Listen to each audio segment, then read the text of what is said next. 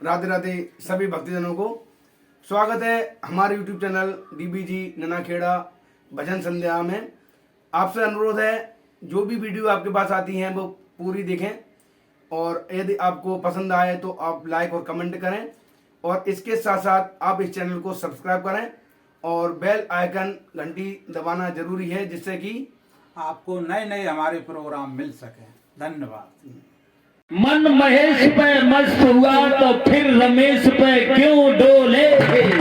ये सुंदर जोड़ अनूठा है, मैं भी भोली वो भी भोले। ऋषि कहने लगे गिरिजा पागल हो गई हो, तुम्हें नहीं मालूम क्या? और बोले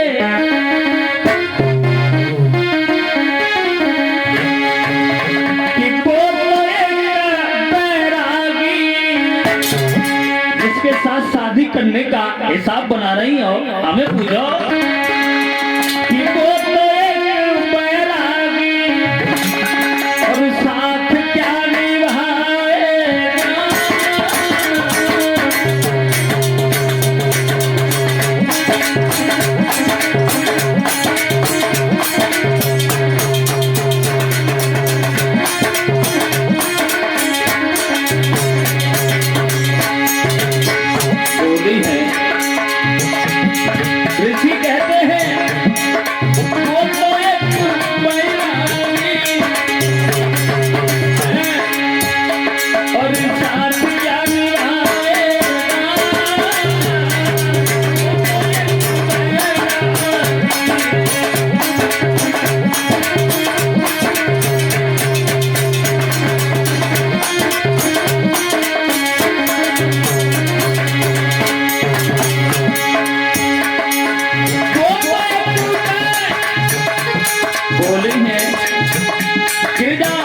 ऋषियों से कहती है, ऋषियों से जिसे तुम बैरागी बता रहे हो हम उसके बारे में एक बात कहना चाहती हैं क्या? हम आजीवन कुंवारी रह के अपना जीवन बिता सकते हैं लेकिन किसी और के साथ शादी नहीं कर सकती।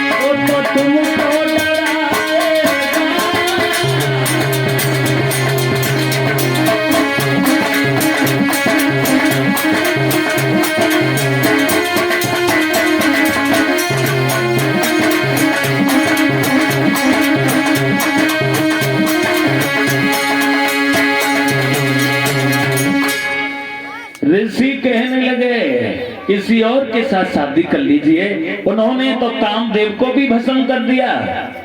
गिरिजा कहने लगी ऋषियों जाओगे या फिर हम तुम्हें श्राप दे दें?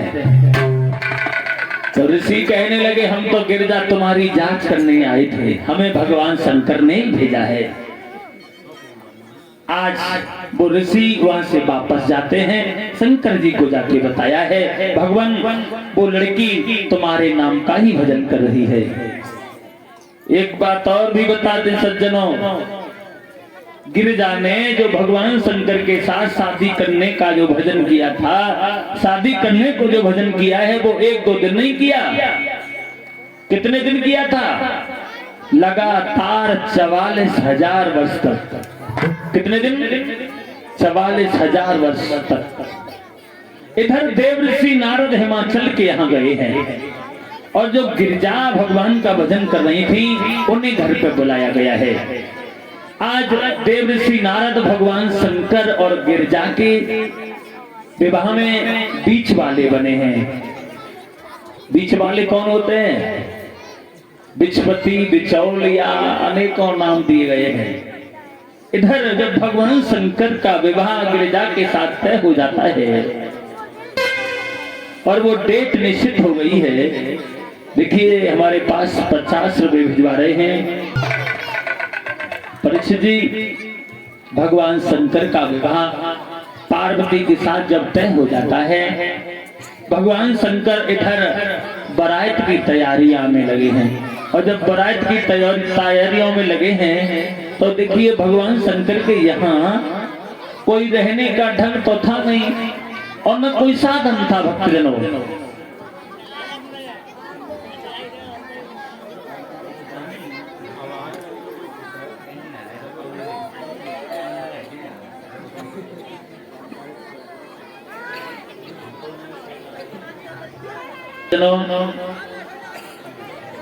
जब भगवान शंकर का विवाह गिरिजा के साथ तय हो जाता है और वो तिथि जब नजदीक आई है तो अपनी बारात में ले जाने के लिए भगवान शंकर ने सभी भूतों को आमंत्रित किया है।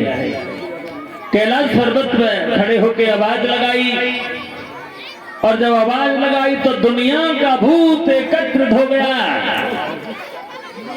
और जब दुनिया का भूत एकत्रित हो गया है वो भूत थे कैसे?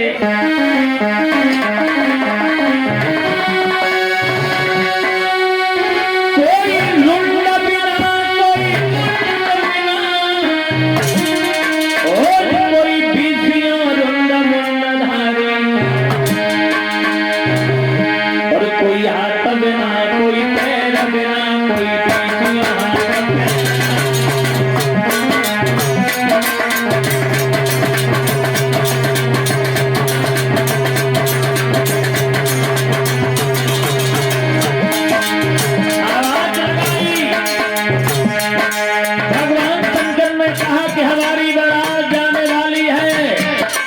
सभी भूत प्रेत हमारी बारात में जाने के लिए तैयार हो जाए। तो दुनिया का भूत एकत्रित हो गया।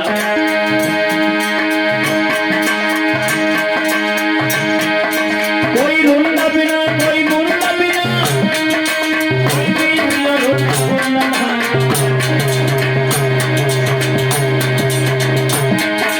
कोई हाथ बिना, कोई पैर बिना,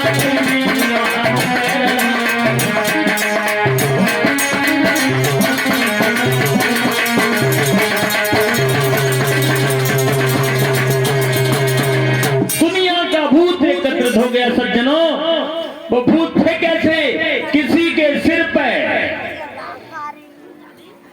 एक भी आंख नहीं है, किसी के पूरे शरीर पे आंख ही आंख है, किसी के एक भी कान नहीं है, किसी के पूरे शरीर पे कान ही कान है, किसी का सिर नहीं है, किसी का धड़ नहीं है। दुनिया का भूत हो करता हुआ एकत्रित हो गया। अब जब दुनिया का भूत एकत्रित हो गया है उधर भगवान शंकर को दूल्हा बनाने के लिए देवियां पहुंच जाती हैं। कौन पहुंची? देवियां। और जब देवियां पहुंची, शंकर जी से कहा, शंकर भगवान जब दूल्हा तैयार किया जाता है तो सबसे पहले हल्दी लगाई जाती है। क्या? बोले हल्दी? तुम्हारे यहाँ तो कोई इंतजाम ही नहीं है। शंकर जी बोले चिंता नहीं करो, भाग के गए, यज्ञ कुंड से राख ले आए, पूरे शरीर पे लगाई ही, बोले हल्दी का काम चल गया। देवियां बोली चलो ये तो ठीक है। अब जब दूल्हा तैयार होता है तो हाथ में कंगन भी होता है, तुम्हारे हाथ में कुछ नहीं, तुम्हारे हाथ में तो कुछ भी नहीं है। तो भगवान शंकर बोले चिंता की कोई बात नहीं है। आज भगवान शंकर ने एक पतली सी नागिन पकड़ी, अपने हाथ पे लपेटी, ऊपर से बिच्छू लगा दिया, चल गया कंगन का काम। देवियां कहने लगी जब दूल्हा बारात लेके जाता है तो सिर पर सहरा भी होता है, तुम्हारे यहाँ तो कोई इंतजाम ही नहीं है। तो भगवान शंकर ने एक बड़े फन वाला नाग पकड़ा, पूरे शरीर पे लपेट ली, पूरे सिर पे लपेट लिया, फन आगे को कर दिया, बन गया सहरा। कभी कह रहा है भक्तजनों,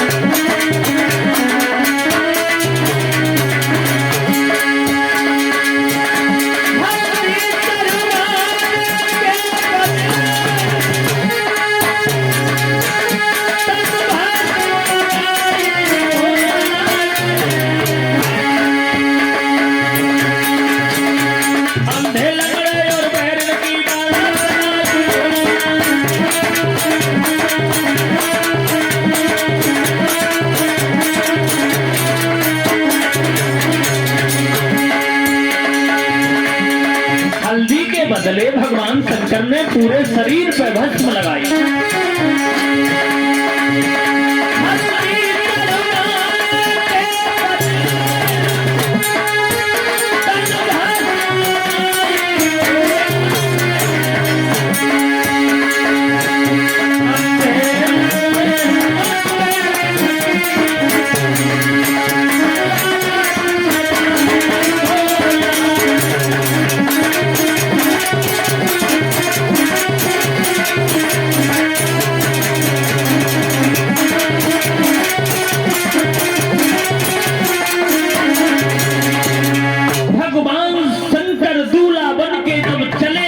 तो भगवान शंकर का वो स्वरूप कैसा दिखाई दे रहा है। कवि कह रहा है सज्जनों,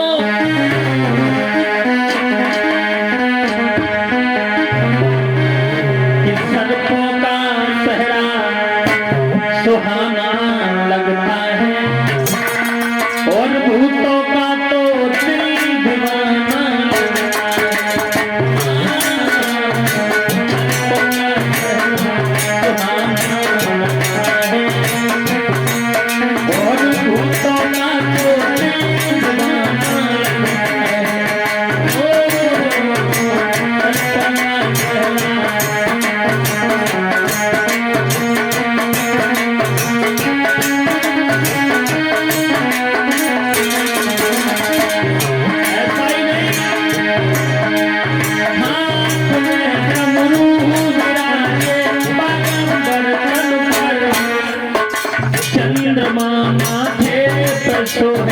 गंगा जी सिर पर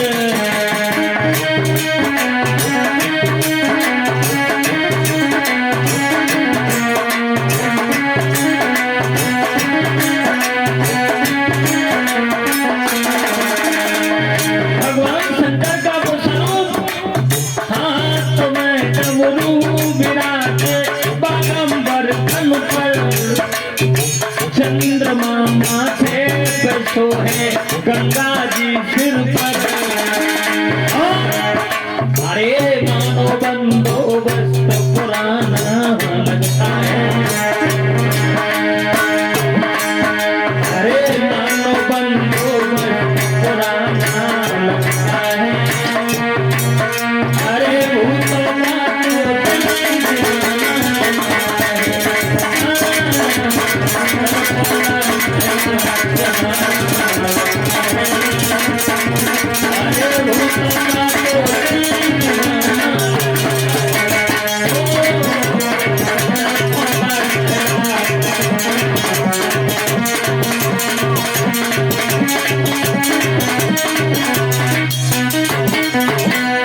आज भगवान शंकर जब दूल्हा बन के चले हैं माताओं बहनों, तो बूढ़े से नांदिया पे बैठ जाते हैं। काय पे बैठ के जा रहे हैं?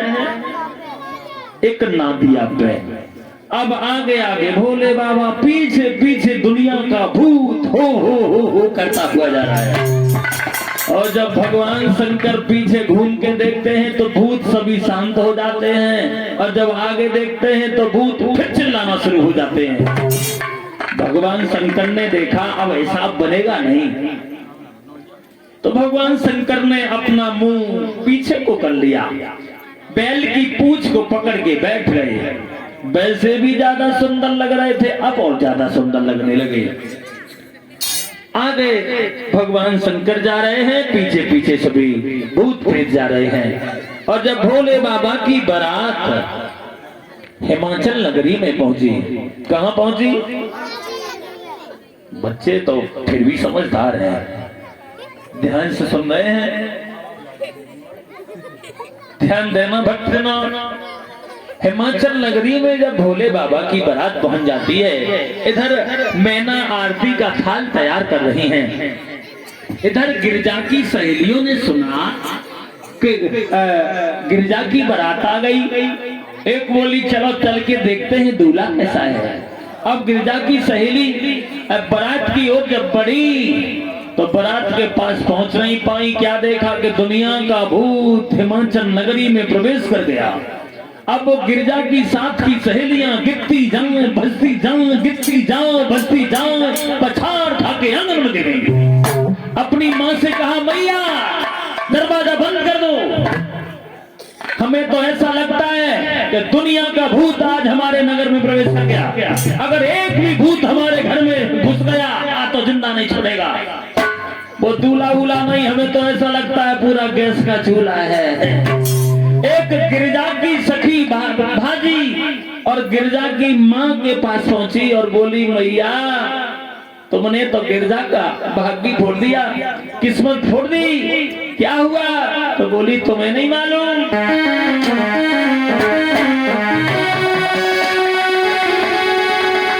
अरे तेरी गिरजा है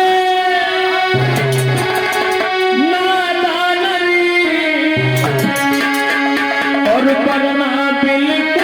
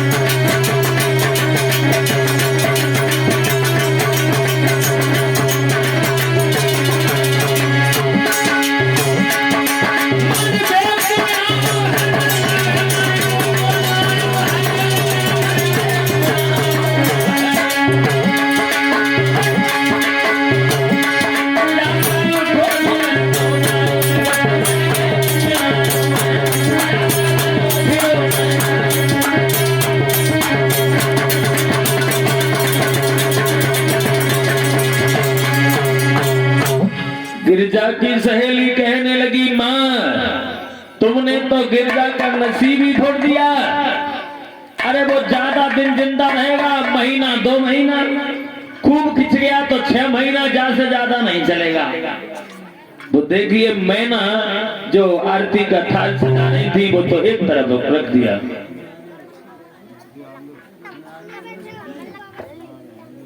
भगवान की माँ आरती का थाल सजा रही थी, भक्तजनों वो थाल एक तरफ रख दिया।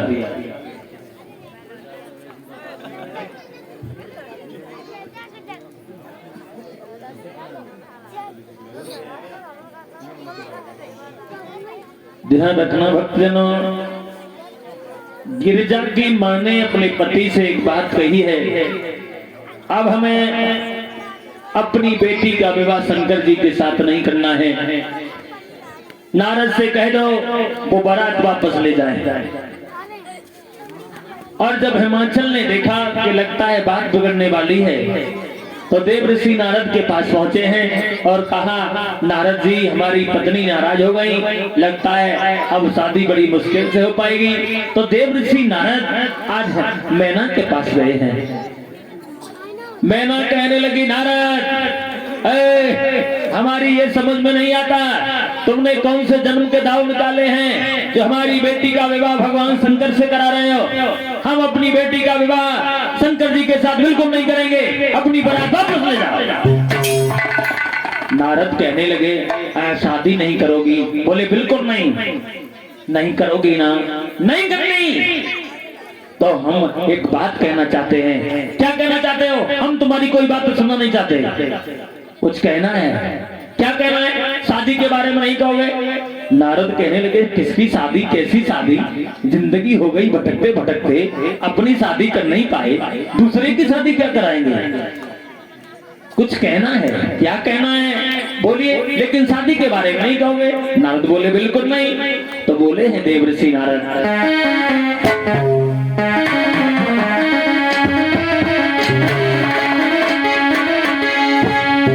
दुनिया में कोई पुरुष नहीं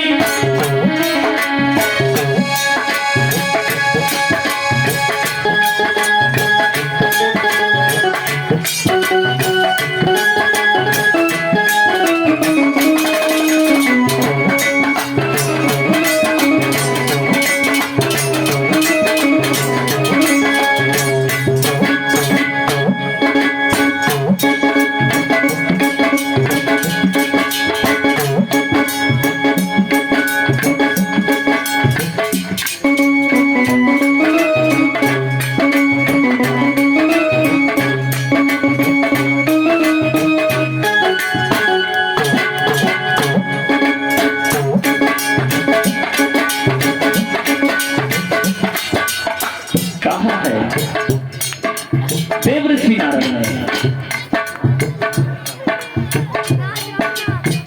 ये रामवीर जी जो कोरावली से आए हैं हमारे पास 50 रुपए भिजवा रहे हैं। कामना करते हैं भगवान ऐसे भक्त लोगों को हमेशा आगे बढ़ाते रहे। बोले हैं देवर्षि नारद,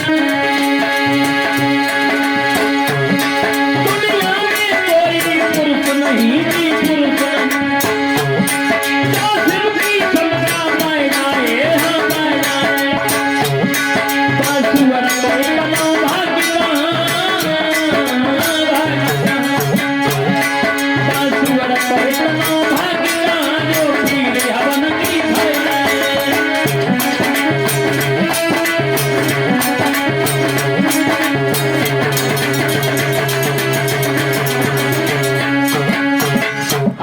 देवर्षि नारद कहते हैं गिरजा की माँ से, मैना तुम्हें नहीं मालूम, जैसे हर किसी की तकदीर में हवन की खीर नहीं होती, ऐसे ही भगवान शंकर के दर्शन करने की हर किसी की तकदीर नहीं होती।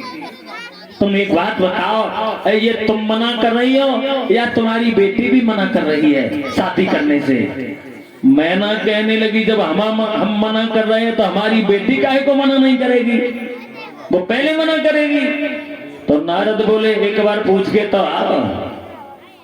मैना भागी गिरजा से कहा बेटी तू मना कर दे, कह दे हमें शादी नहीं करनी, मना कर दे।